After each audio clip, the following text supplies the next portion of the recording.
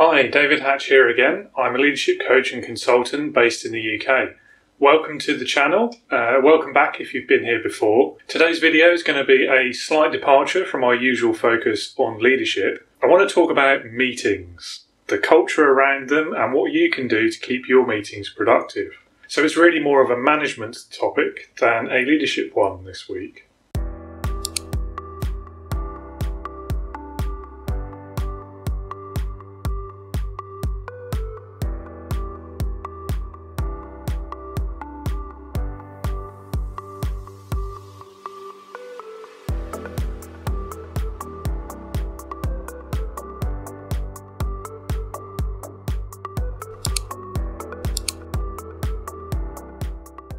Hello everyone, David here again. I'm a leadership coach and consultant based in the UK. Thanks for joining me again today, and the topic for this video is meetings and meeting culture. I no doubt, like many people, have memories of prior jobs where we seem to spend an inordinate amount of time in long, dull meetings every day. In my last job, one of my former colleagues had a go-to phrase to describe the majority of meetings that we had, and he used to say, "Could have been an email." I've written about the problem in the past, and more recently it's been on my mind again.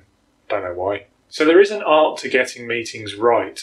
The first step, I think, is to ask the simple question of whether it actually needs to be a meeting or if it could indeed be an email. Is collecting a group of people in the same room, or video conference these days, but is getting all of those people together for 2 hours really necessary or the best way to impart information? In my opinion, probably not. Okay, so what about meetings as a tool for decision making then? Is sitting in a room together all afternoon, say, is that going to help reach a decision? Maybe, but it seems unlikely at best, and certainly far from the best option available. I'm obviously being slightly facetious about the whole thing, and I'm sure you can easily detect my anti-meeting bias. But in reality, of course, many circumstances and certain vital functions will call for a meeting, and I completely accept that because there's no substitute for a face-to-face discussion. I guess where I draw the line is the need to schedule time to do this in a room and take hours on end to get it done. But it's something that can all too easily slip into the culture of an office, and we've all done it. So what are the key steps we can take to keep meetings on track when they do have to happen? What can make them productive and useful and not leave us feeling like we spend all day wasting our time in a conference room?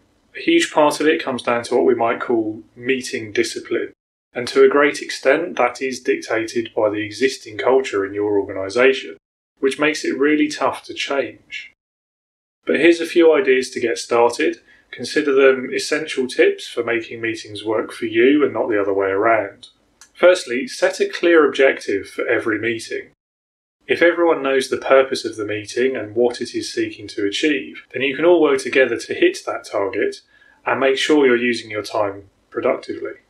Secondly, agree an agenda in advance. This really helps with focus and time management, and a good agenda should include a reasonable estimate of the time that you'll be using. So a maximum of 30 minutes for a meeting, I think. And my logic here is that if you can't get it done in that time, then you're not ready to have the meeting in the first place. Thirdly, have a meeting chairperson, someone who's in control of the meeting and will keep things on track, running on time and staying on topic. The next one's a difficult one, particularly in the COVID era, but try and vary the venue. Go off-site if you can, and again that might be difficult, but the logic here is that variety can be a great aid to focus and to your thought process. If you're just constantly repeating yourself or repeating your meetings or even just going into the same conference room all day, every day, maybe not all day, I'm exaggerating, but if it's always in the same place, then your mind kind of slips into a routine and you switch off and you're less engaged with the topic for discussion. Next one, preparation is key. Make sure that you've distributed any relevant materials in advance. Make sure that you've done the background reading yourself. Make sure that you know the agenda and that everyone else has had it in advance. And bring along to the meeting any supporting materials that you might need, whether that be slides or just a printout that you're going to refer to. Also, prompt your attendees to do the same. I honestly see this one as a matter of common courtesy. If you can't or won't do the background reading before you show up to a meeting, then it's probably better for everyone involved if you just don't go to the meeting. Limit the attendees. And what I mean by that is, don't invite everyone, just invite the people who are strictly necessary to achieve the objective of the meeting. Definitely avoid those dreaded all-company or family meetings at all costs. If people feel left out, there's nothing stopping you from updating them individually and even explaining to them why you didn't feel that they should have attended the meeting. They may have a different view, but have that conversation separately. There's no need to invite everyone just to spare their feelings. Stay focused during the meeting. Think about measures that you can adopt to aid concentration on the subject at hand and keep people focused on the task. 2 simple ideas I'd recommend here are, firstly, no phones allowed in the room. The number of times I've sat through meetings and at least half the room are sat on their phone, not paying attention. Are they even awake? Are they listening? Who knows? What are they doing? Facebook? Phones are a constant distraction. They're either ringing, or you're on Facebook, or you're responding to emails, but they just pull your attention away from what you should be focusing on in the meeting. Another idea that you might want to experiment with is stand-up rules. So that comes from some of the software development and the Scrum methodology. But the idea is that if you're on your feet and you limit your meeting to a short period of time, that it will make you more focused on the task, and it will keep you more engaged and you'll have more energy and you feel more involved and active. Not for everyone though. Next one, arrive on time, finish on time, and make sure your attendees do the same. Again, this is a question of common courtesy for me, and it's about respecting your colleagues' time. If you can't be on time, then request the meeting happen at a different time slot instead, as soon as you know that you can't make it. If you can't finish on schedule, then you needed more than 30 minutes, which, as I said before, probably means you weren't ready yet to have that meeting. And the final one, and this is the one that so often gets forgotten, make sure you follow up after the meeting. So many meetings seem to occur for their own sake, and if you have no follow-on actions, then nothing productive is going to result from that meeting, and everyone involved really will have wasted their time. So make sure you agree next steps at the end of the meeting, circulate them quickly afterwards, and follow up on them in a timely manner as well. This helps keep momentum going, it aids engagement with the topic, and by extension, it makes all of the other steps I've talked about much easier for your next meeting.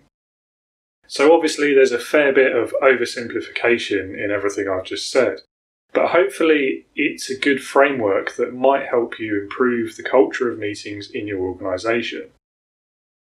Either way, remember that productivity matters. If you're sitting in a meeting right now, wondering where your morning or afternoon has disappeared to, wouldn't you rather be wondering how you got so much done today? Also, maybe don't watch YouTube videos if you're in a meeting. Alright, so a quick recap of my 9 steps to better meetings. 1. Set a clear objective. 2. Prepare and distribute an agenda in advance. 3.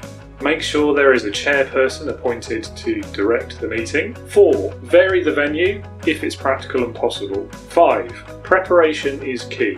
6. Limit the attendees to only those strictly necessary to get the job done. 7. Experiment with some tactics to keep everyone focused on the task and the objective of the meeting. 8. Arrive on time, finish on time, and just generally be respectful of everyone's time. And 9. Make sure you follow up. Meeting culture is a pretty dry subject, and it is a tough thing to change, because in many companies it comes from the top, which is how I segue nicely back into leadership. So if you're in a leadership role, then think about how productive your meetings are now, and consider what you might be able to do to improve on them. Hopefully some of these tips will have struck a chord with you. This video was a slightly different topic to my usual ones, so if you have found it useful, then please do hit the like button. You can also subscribe to the channel or leave a comment with your own thoughts on this subject. And if you're interested in learning more about leadership or developing your own skills, then you'll find some links in the description below to learn more about my coaching and training programs. Thanks for watching, see you next time, and be a leader, not a boss.